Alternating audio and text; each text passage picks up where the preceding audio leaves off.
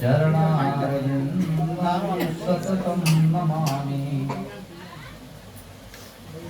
चरणारविन्दं सततं नमामि। विश्ववंदनीय मानवता के मसीहा संत सम्राट हृदय मंदिर के आराध्य सदगुरु कबीर साहब को नमन करते हुए और यहाँ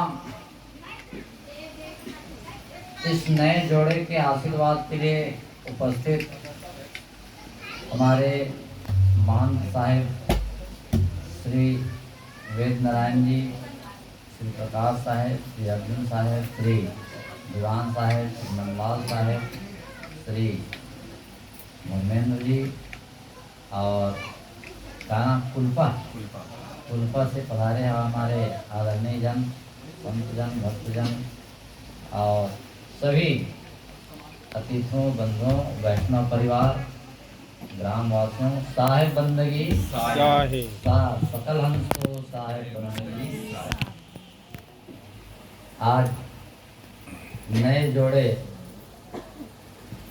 श्री संदीप वैष्णव सुपौत्र स्वर्गीय महंत पूरनदास जी वैष्णव, पिता श्री सुबंश दास जी, ग्राम नादिया, खुज्जी राजनांदगांव और सौभाग्यकांक्षी धामिन वैष्णव सुपौत्री श्री स्वर्गीय मंगलदास वैष्णव, पिता श्री परदेसी दास वैष्णव, ग्राम भोथाडी, बड़ौदा बाजार, छत्तीसगढ़ के परिणय सूत्र में बंधने के बाद सुखमय दाम्पत्य जीवन की कामना करते हुए सात्विक ज्ञानज्ञ चौका आरती का अनुष्ठान किया, जिसमें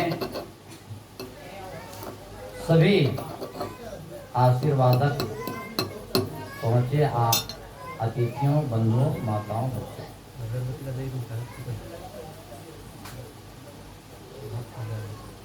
हम सब लोग भारतीय संस्कृति के वाहक हैं और हमारी संस्कृति हमें सिखाती है, जब भी हम कोई नई शुरुआत करते हैं, कोई शुभ काम करते हैं, तो किसी भी प्रकार के अनिष्ट से, अनहोनी से बचने के लिए हम अपने इष्ट को, गुरुजनों को, मित्रों को, बुजुर्गों को याद करते हैं। उनका आशीर्वाद, उनका अनुभव लेकर के जब हम आगे बढ़ते हैं तो हमें हमारे कार्यों में सिद्धि मिलती है।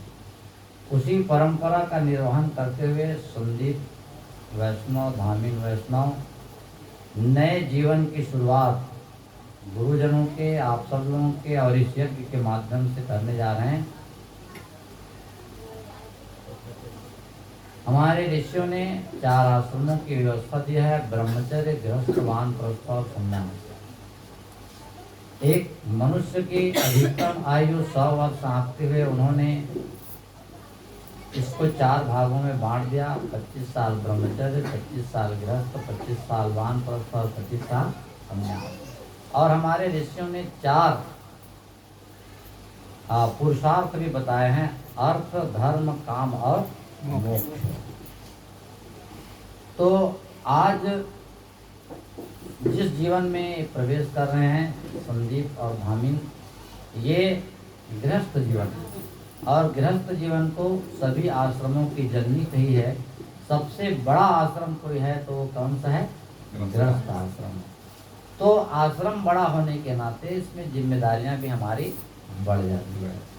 जिम्मेदारियां इसलिए बढ़ जाती हैं क्योंकि हम अकेले रहते हैं तो न है ना, आगे नाथ न पीछे पगहा, अब बिना छान के कूदेगा, है ना।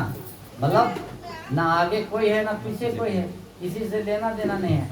और जब 2 हो जाते हैं, है ना, तो फिर हम एक दूसरे को क्या करते हैं, उनके आशाओं को, उनकी इच्छाओं को हमें क्या करना पड़ता है, पूरा करना पड़ता है। तो इसलिए फिर हम क्या हो जाते हैं कि एक हमारा बंधन हो जाता है।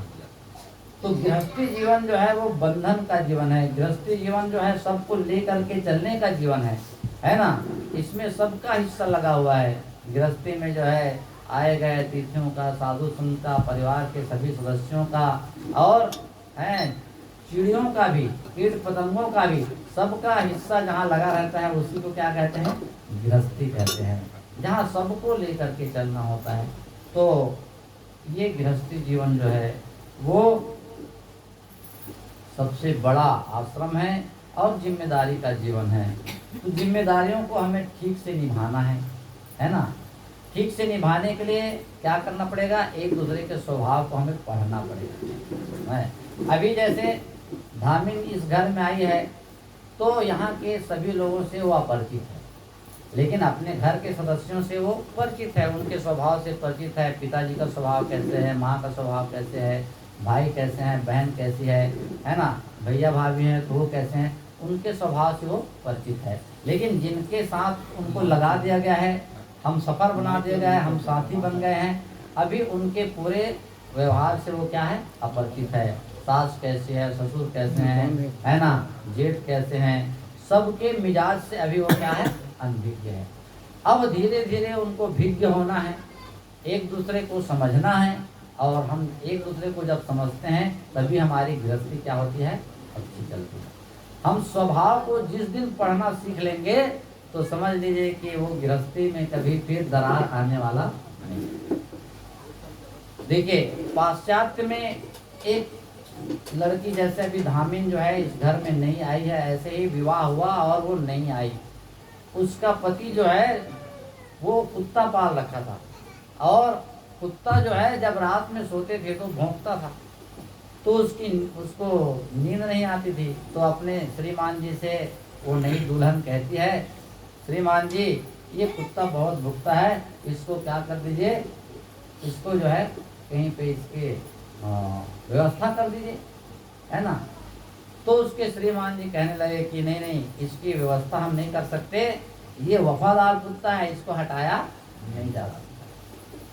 तो उसकी पत्नी कहती है, जो नई दुल्हन थी, वो कहती है कि देखिए भाई कुत्ता हटाया नहीं जा सकता है, अब मुझे नींद नहीं आती है, ये भौंकता है, तो या तो कुत्ता रहेगा या मैं रहूंगी।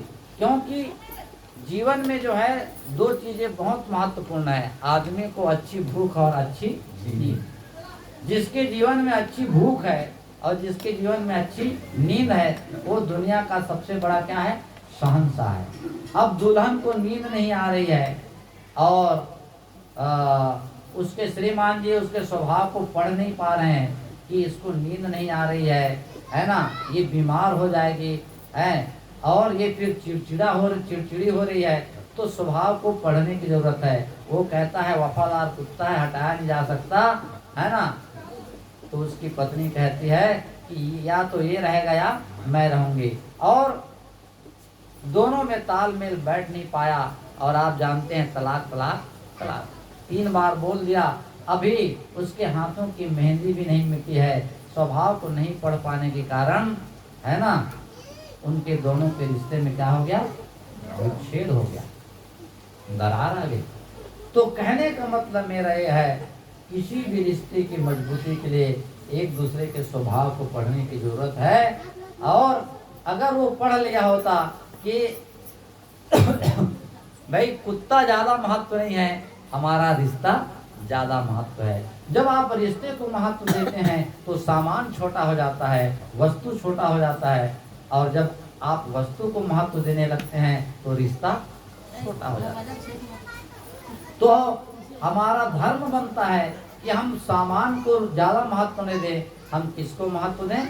रिश्ते को महत्व दें, है ना। रिश्ते को जब महत्व देंगे, देखिए एक बहुत धनपति आदमी आया, है ना, करोड़ों में खेलने वाला व्यक्ति, और उसका छोटा बच्चा था, है ना, 3-4 साल का, उसको जो है 50,000 की गड्डी थमा दिया, 50,000 की गड्डी थमा दिया।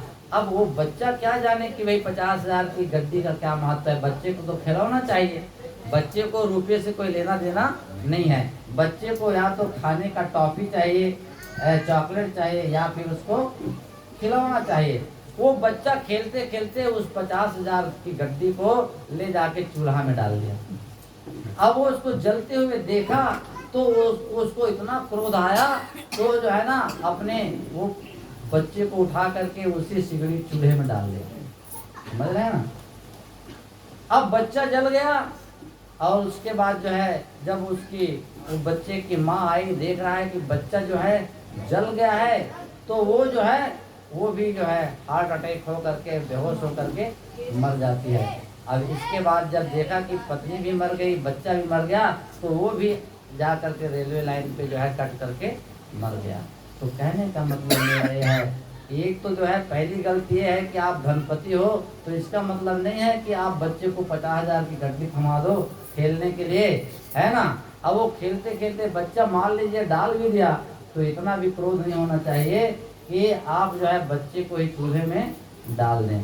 प्यारे बंधुओं, सामान तो और आ जाएगा, इसलिए कहते हैं जान बची तो लाखों पाए। अगर वो बच्चा रहता तो कितना लाख कितना हजार कमा लेता, लेकिन उस बच्चे को डाल करके और पूरा परिवार क्या हो गया, समाप्त हो गया। छोटी सी भूल, छोटी सी गलती, छोटा सा क्रोध जो है आदमी को कहां से कहां पूरे परिवार को है नष्ट कर दिया। तो इसलिए जब क्रोध आए ना, तो आप जो है 2 गिलास पानी पी लेना, लेकिन उस समय क्रोध जो है आपका शांत हो जाएगा। और आदमी के जीवन में मैं ये कह रहा था कि अब जब भी हम कोई सामान को ज्यादा महत्व देते हैं तो रिश्ता क्या हो जाता है, छोटा हो जाता है। तो हमारा फर्ज है, हमारा कर्तव्य है कि सामान को ज्यादा महत्व नहीं देना है, रिश्ते को ज्यादा महत्व देना है। एक इसीलिए रैमन कवि लिखते हैं, रैमन धागा प्रेम का मत तोड़ो चट्टाए, और टूटे तो जुड़े नहीं, और जुड़े तो गांठ पड़ जाए। है धागा में जो है गांठ पड़ गया तो फिर वो किसी काम का नहीं है। अगर आप कपड़ा सिलना चाहेंगे तो सुई को तोड़ देगा, अगर आप काज बटन करना चाहेंगे तो भूलकेगा नहीं, गांठ गांठ वाला धागा कोई काम का नहीं रहता है। ऐसे ही अगर हमारे प्रेम में अगर गांठ पड़ गया तो फिर वो प्रेम कोई काम का नहीं रहता। इसलिए विश्वास करना चाहिए, एक दूसरे के विश्वास पे ही ये पूरी दुनिया टिकी है। और विश्वास करके हमें चलना है, तभी हमारी गृहस्थी अच्छी रहने वाली है। इसीलिए किसी ने सुंदर कहा है कि केवल गेहूं से भूख मिट सकता नहीं, गुलाब पर ही नजर टिक सकता नहीं, है दोनों की जरूरत है, एक पहिए से गाड़ी चल सकता नहीं, एक पहिए की कोई गाड़ी नहीं होती। इसीलिए समाज ने जो है प्रकृति ने तो आधा आधा बनाया पुरुष और नारी को, इसलिए उसको समाज द्वारा क्या करते हैं, उस आधा आधा को जोड़ देते हैं, और जोड़ देते हैं तब क्या होता है, पूरा हो जाता है। तो अभी संदीप और धामिन अब पूरा हुए हैं, है ना। वो कहाँ बड़ौदा बाजार और कहाँ जो है नादिया, अब दोनों जुड़ करके क्या हो जाएंगे, एक हो जाएंगे।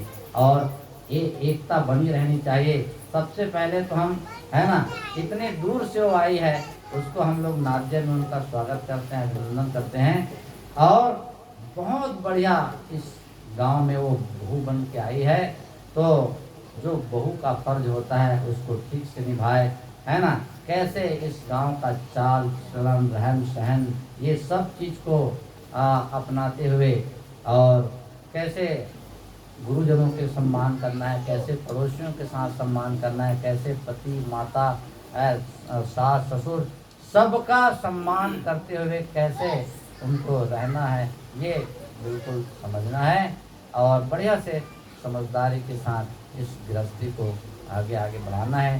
खान पान रहन सहन बोली भाषा विचार आचार पवित्र रहता है, उसी घर में क्या बचता है, स्वर्ग बचता है। अभी हम लोग गा रहे थे, मृदुवाणी सुंदर स्वभाव सभी गुणों की खान है, प्रेम की गंगा बहे जहाँ पर वह घर स्वर्ग समान है, बैर भाव नहीं कभी किसी से, हिलमिल सबसे रहते हैं, करते एक दूजे का आदर, सब सत्य पथ पर चलते हैं, खिले जहाँ पर फूल खुशी के, होठों पे मुस्कान है, प्रेम की गंगा बहे जहाँ पर वह घर स्वर्ग समान है, दुख पराया अपना समझे सुख को सब में बांटे हैं, फूल बिछाया करते पर ही खुद को चुभा कर काटे हैं, त्याग ही जिसका भूषण होता स्वार्थ का नहीं मान है, प्रेम की गंगा बहे जहाँ पर वह घर स्वर्ग समान है, होता है नित पाठ प्रेम का निज दिन पूजा कर्मों की, सत्य अहिंसा जीव दया ही शोभा है ऐसे घर की, संत गुरु जहाँ पूजे जाते माता पिता का मान है, प्रेम की गंगा बहे जहाँ पर वह घर स्वर्ग समान है। ये महंत पूरनदास जी और अभी संजय साहब ऐसे खानदानी परिवार का, वैष्णव परिवार का ये घर है। और मैं समझता हूँ कि उनकी आने वाली पीढ़ी जो है उनका अच्छा से अनुकरण करे, अपना हर चीज़ को पवित्र बनाए रखे और उन पूर्वजों का मान सम्मान को आगे बढ़ाते रहें, है ना। इसी आशीर्वचनों के साथ मैं अपने वाणी को विराम लेता हूँ। अभी चौका करके आए, बहुत देर तक वहाँ 3 घंटा बैठे, यहाँ भी बैठना पड़ता है।